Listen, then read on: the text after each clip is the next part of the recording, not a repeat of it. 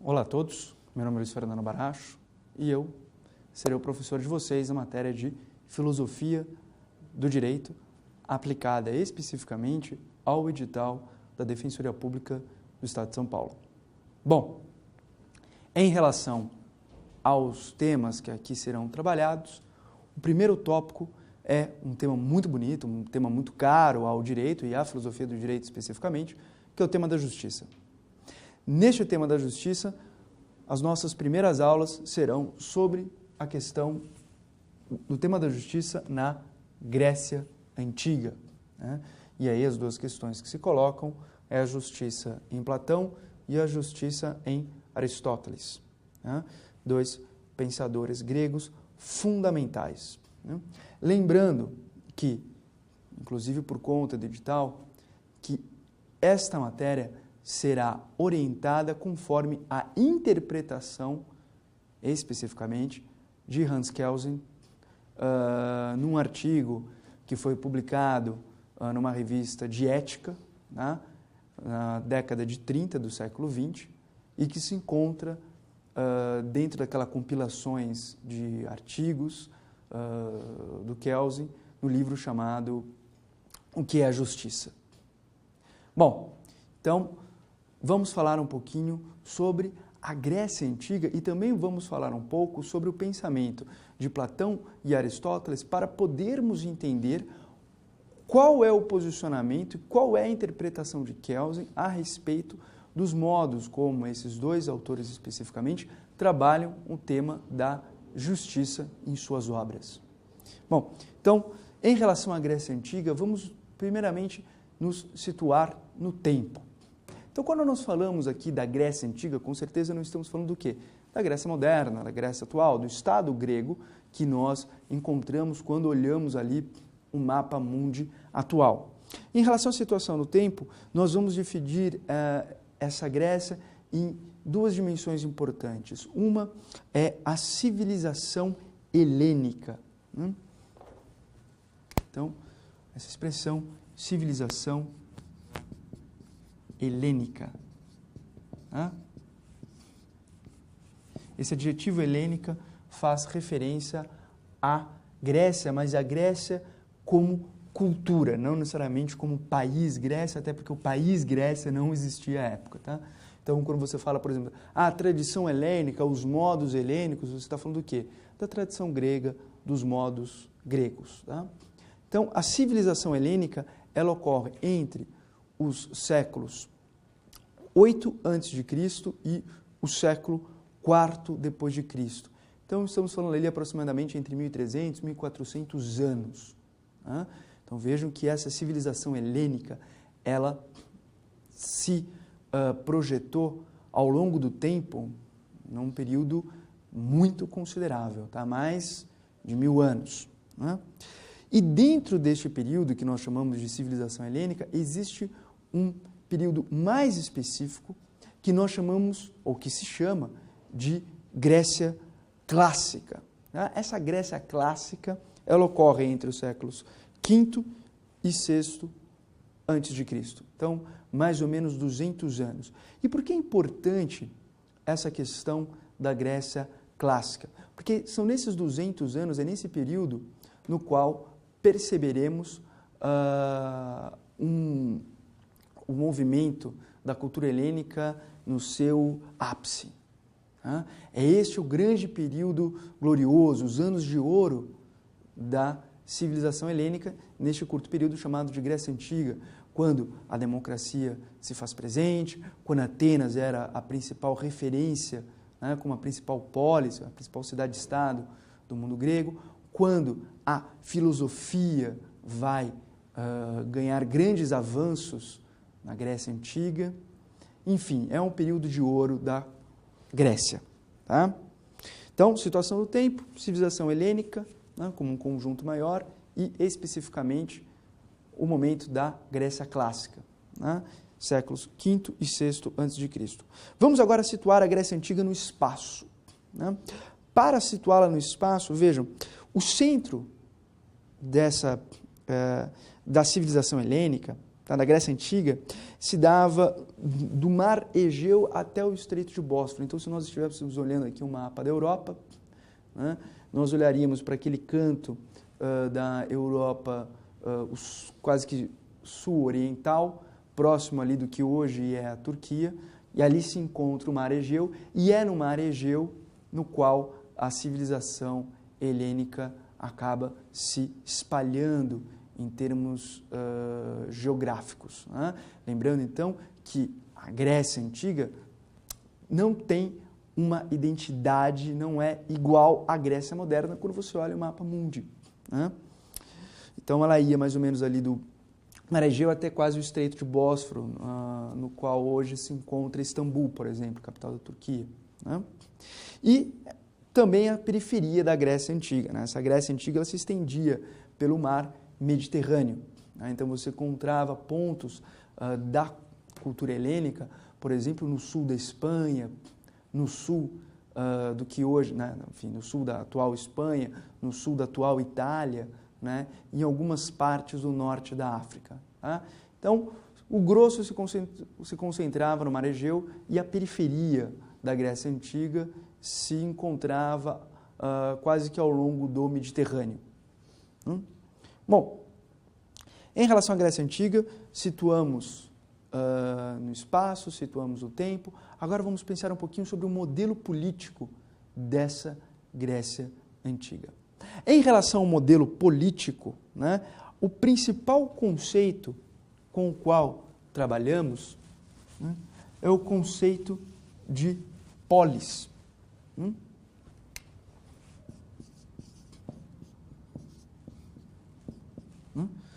Polis era uma unidade política e uma unidade também cultural, né, na Grécia Antiga, que compreendia tanto a noção de Estado quanto a noção de cidade. Por isso, a melhor tradução de polis é a de cidade-estado. Então, as polis eram cidades-estados. Vejam, isso é uma das razões pelas quais esse radical polis vai se preservar, por exemplo, na língua portuguesa, e por isso que nós chamamos cidades como Anápolis, Penápolis. Quando nós damos o nome dessas cidades, estamos nos referindo ao quê? As cidades-estados da Grécia, né? Bom, o conceito de polis é fundamental para o homem grego clássico. Por quê? Porque, principalmente no período da Grécia clássica, né, então, quando nós temos ali o apogeu da cultura helênica, né, quando nós temos ali um momento mais elevado da cultura helênica, essa ideia de polis é fundamental para quê? Para a noção de pertencimento do indivíduo, né? É na polis que teremos a separação entre público e privado. Essas duas esferas, que hoje são tão importantes, né, ao direito no contexto moderno e ao Estado no contexto moderno, isso foi algo estabelecido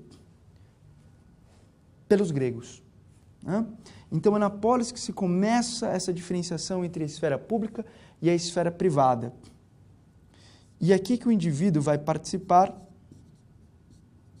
da esfera pública ao participar da política, né, que vai ser uma derivação da palavra polis, né?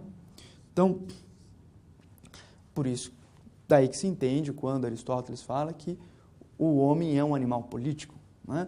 Então, o indivíduo se faz compreendido na polis e como um participante da polis, né?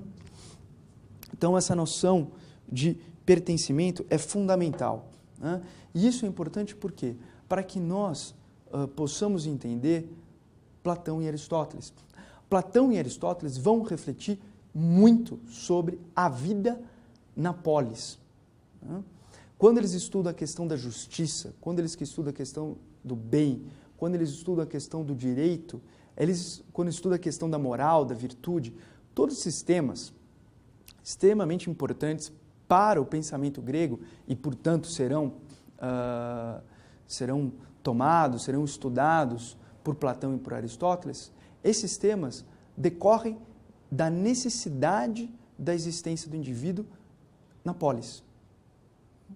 O homem grego deve ser compreendido numa dimensão política, ou seja, este homem enquanto habitante de uma unidade política chamada de polis, uma unidade política e coletiva. Então, a noção do interesse público, do bem público, está intimamente ligada à noção de polis, que era ao mesmo tempo cidade e ao mesmo tempo Estado.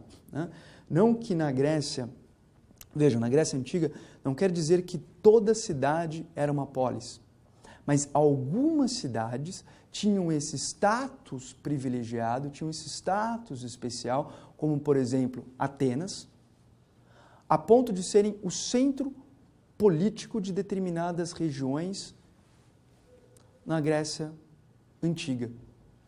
E são essas cidades mais importantes que recebem o nome de polis. É nessas cidades que o Estado vai se manifestar. Aqui estão as assembleias, aqui os grandes temas são discutidos, como, por exemplo, a legislação, fazer a lei. Aqui temas como guerra, como paz, como comércio. Esses temas são discutidos na polis. E é a participação do indivíduo nessa polis, é a participação do indivíduo no debate público, é a participação do indivíduo nos temas públicos que o define como ser político. Bom, dentro desse modelo político, além da questão da polis, existe um outro tema que é extremamente importante dentro do modelo político para a Grécia Antiga, que é a questão da democracia.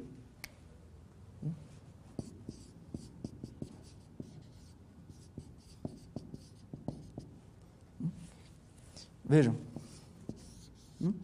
Demo. Povo. Cracia.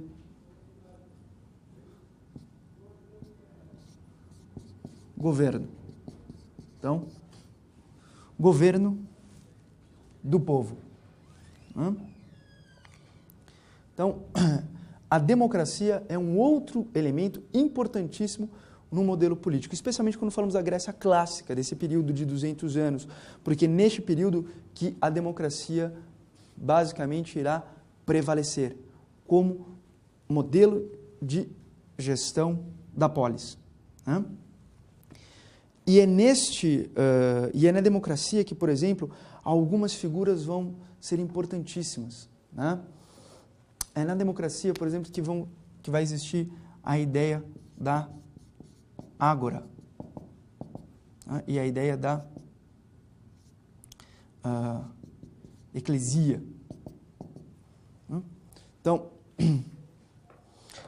a ideia da ágora e a ideia da eclesia, a ágora como sendo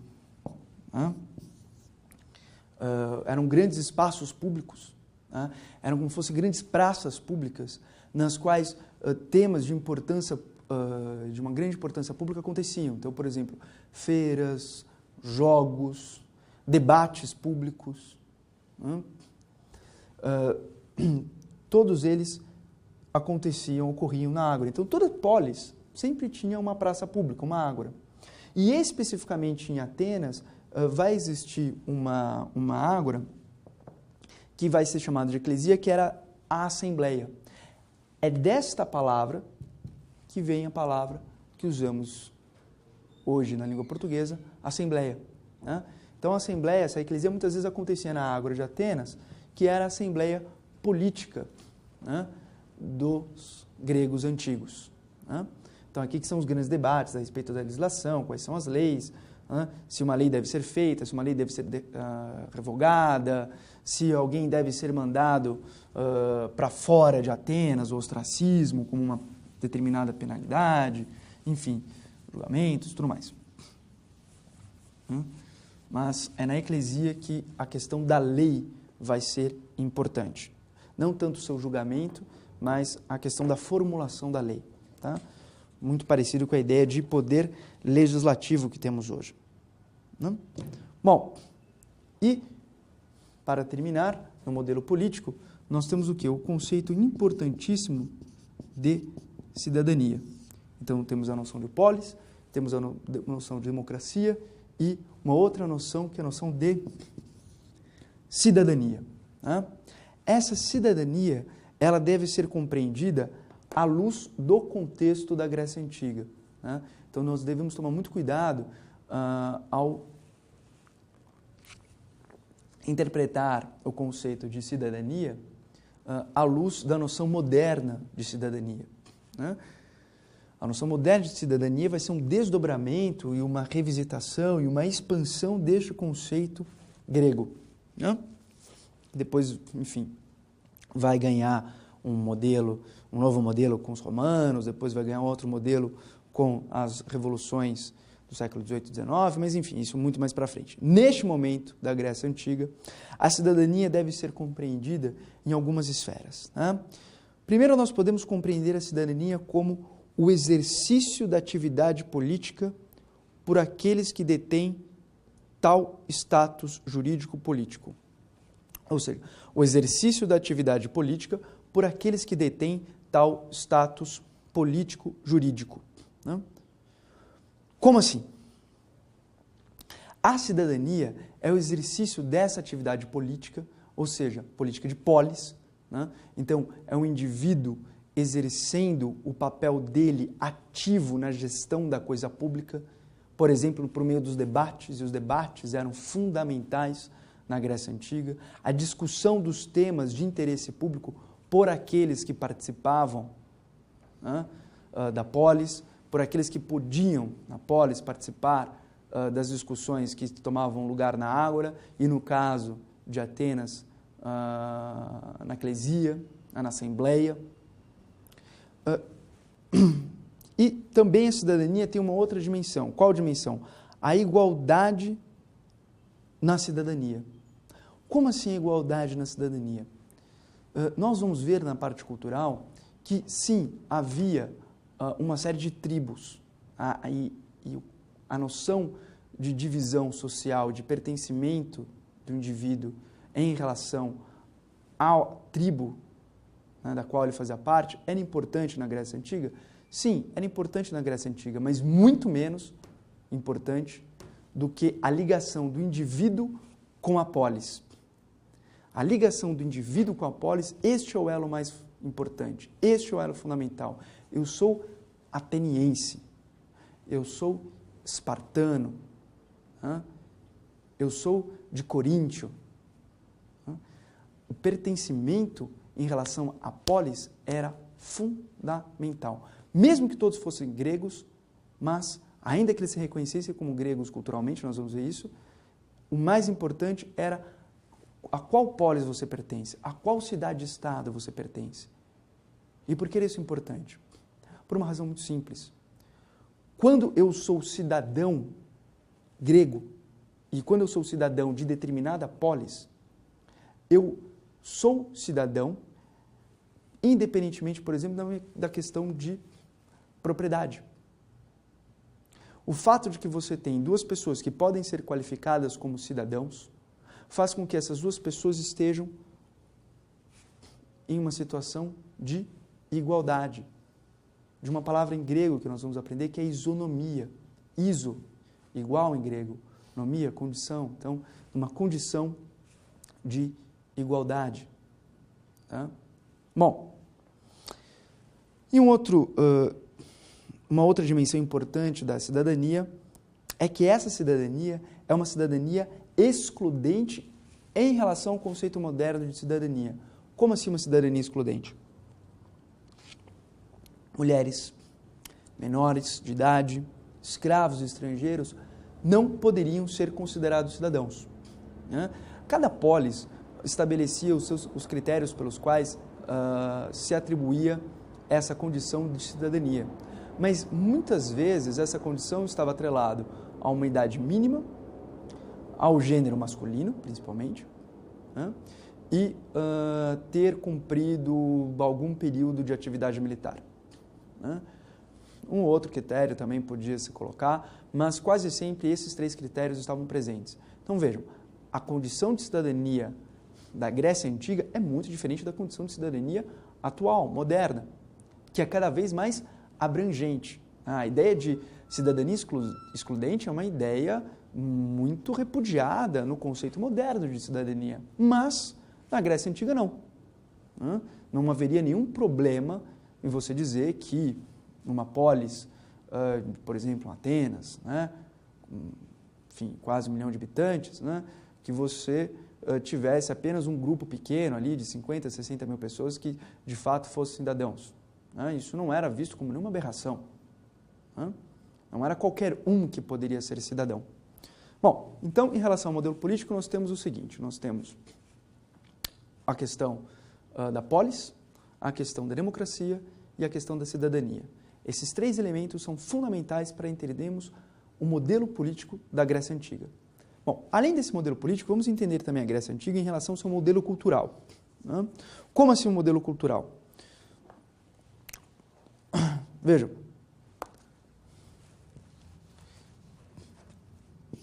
Nós temos aqui o quê? A cultura helênica. Em relação à cultura helênica, nós temos temas como a língua, o grego clássico, a religião, a questão do politeísmo, da cultura helênica, os vários deuses, os famosos deuses gregos. Também, uma outra questão muito importante na cultura helênica, a questão da história. E aí, tanto em relação à religião como à história, a importância dos mitos, e os mitos como forma de transmissão do conhecimento e dessa cultura helênica. Então, esses elementos aqui eram elementos comuns a toda civilização helênica como um grande grupo cultural, que se espalhava ali, mar Egeu, mas também ao longo do mar Mediterrâneo, em alguns pontos do mar Mediterrâneo. Todavia,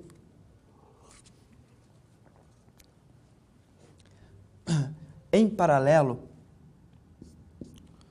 à cultura helênica, nós temos o que também? A polis. Então, um ateniense, com certeza, considerava-se grego no sentido de pertencer à cultura helênica, mas, em primeiro lugar, ele era o quê? Ateniense. Isso era mais importante do que a questão, por exemplo, de se ele pudesse ser cidadão, claro. Mas isso era mais importante, por exemplo, em relação aos seus laços familiares, ao seu pertencimento numa determinada tribo e até o próprio pertencimento a esse grupo maior que é a cultura helênica. Então, o fato de pertencer a uma polis, isso era a primeira e o mais importante elemento da sua identidade. E essa cultura helênica também tem uma questão fundamental, que é a filosofia. A filosofia vai ser um dos grandes legados da civilização helênica para o mundo e para o mundo ocidental. E temas debatidos e a forma como determinados temas são debatidos na cultura helênica, pela filosofia, é que vão trilhar o caminho daquilo que vai ser conhecido como civilização ocidental.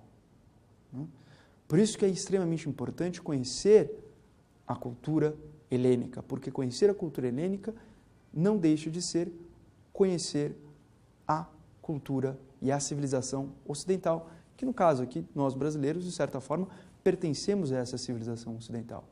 Estamos dentro desse espaço, compartilhamos desse repertório de temas, de conceitos e de ideias que são fundamentais à civilização ocidental, que tem na Grécia Antiga um dos seus berços, um dos seus pontos de origem. Bom, e em relação à religião, veja, a ética e religião para os gregos, então, ética e religião para os gregos são temas muito próximos um do outro. E o homem grego era um homem que se preocupava com a questão da ética, ou seja, a questão dos valores, do bem, e era um homem extremamente religioso. né? Isso é extremamente importante para nós entendermos Platão e Aristóteles, né? Em nenhum momento Platão e Aristóteles vão negar essa dimensão ética e essa dimensão religiosa.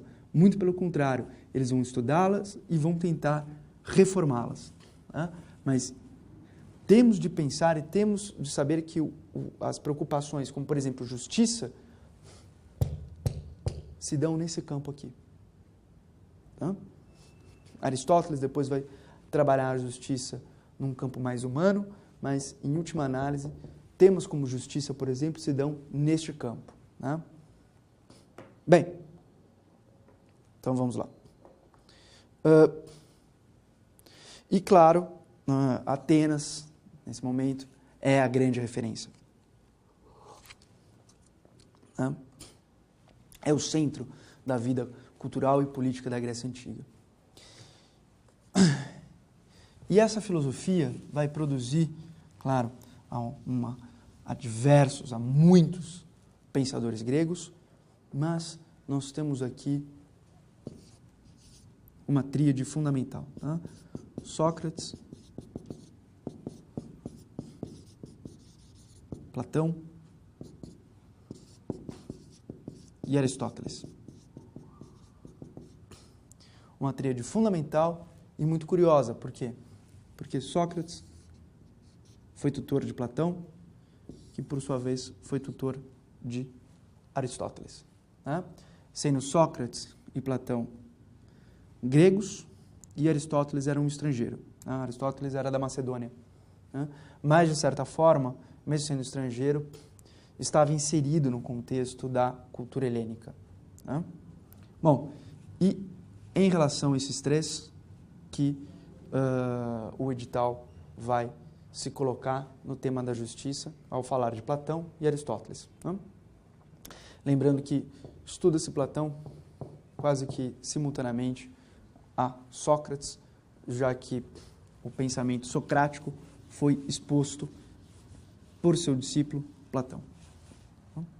Bem, e modelo de justiça. Né? Então, o nosso último plano aqui para entender a questão da Grécia Antiga entendemos aqui no seu modelo político, entendemos aqui no seu modelo cultural, vamos agora entender aqui a questão do modelo de justiça. Né? Justiça, a palavra justiça, em grego, é a palavra Dike. Essa era uma deusa, a deusa Dike, que é a deusa da justiça. A palavra que nós usamos em português, justiça, na verdade é um derivado do latim justitia, que é uma outra deusa. No grego era Dike, que era uma das filhas de Zeus. Bom, e o que é interessante, essa deusa da justiça grega, ela era simbolizada por uma mulher, mas uma mulher com olhos abertos, que segurava em uma mão espada e em uma outra mão a balança. Ao contrário daquela deusa romana que tem os olhos vendados. Aqui a Dike não. Ela está com os olhos abertos, ela tem a espada e a balança.